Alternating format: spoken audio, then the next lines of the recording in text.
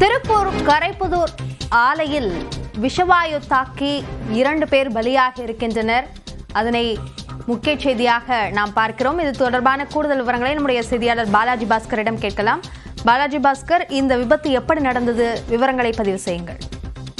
அபிநயா, அதாவது திருப்பூர் மாவட்டத்தில் ஏராளமான பனியன் நிறுவனங்கள் செயல்பட்டு வரக்கூடிய சூழ்நிலையில் இந்த துணிகளுக்கு சாயமேற்றி தர சுமார் 3000 சாய ஆலைகளும் செயல்பட்டு வருகிறது. இந்த ஆலைகளில் சேகரமாகக்கூடிய கழிவு, அதாவது ஒவ்வொரு நிறத்திற்கும் கழிவுகளை தனித்தனியே எடுத்து அதனை ஒரு தொட்டியில் சேகரித்து ஆண்டின் முடிவில் அல்லது ஓராண்டுக்கு ஒரு முறை என அதனை சுத்திகரிப்பது வழக்கமான ஒன்றாக பார்க்கப்படுகிறது. இதற்கு டிரைனேஜ் சுத்தம் செய்ய பயன்படுத்தப்படும் இயந்திரங்கள் பயன்படுத்தக்கூடிய சூழ்நிலையில் திருப்பூர் கரைப்புதூர் பகுதியில் அமைந்திருக்கக்கூடிய நவீன் என்பவருக்கு சொந்தமான ஆலயா என்ற சாய ஆலையில் எந்த விதமான பாதுகாப்பு உபகரணங்களும் இன்றி 5 பேர் ஈடுபடுத்தப்பட்டிருக்கின்றனர். இதில் வேணுகோபால், சரவணன் என்ற இருவர் அந்த சாயக்கழிவுநீர் தொட்டிக்குள்ளேயே மயங்கி விழுந்திருக்கின்றனர்.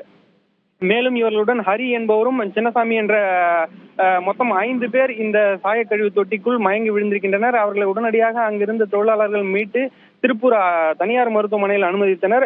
இதில் சரவணன் மற்றும் வேணுகோபால் என்ற இருவரும் மருத்துவமனைக்கு கொண்டு செல்லும் வழியிலேயே உயிரிழந்திருக்கின்றனர். இதனைத் தொடர்ந்து அவர்களது உடல் தற்பொழுது திருப்பூர் அரசு மருத்துவக் கல்லூரி மருத்துவமனையில் வைக்கப்பட்டிருக்கிறது.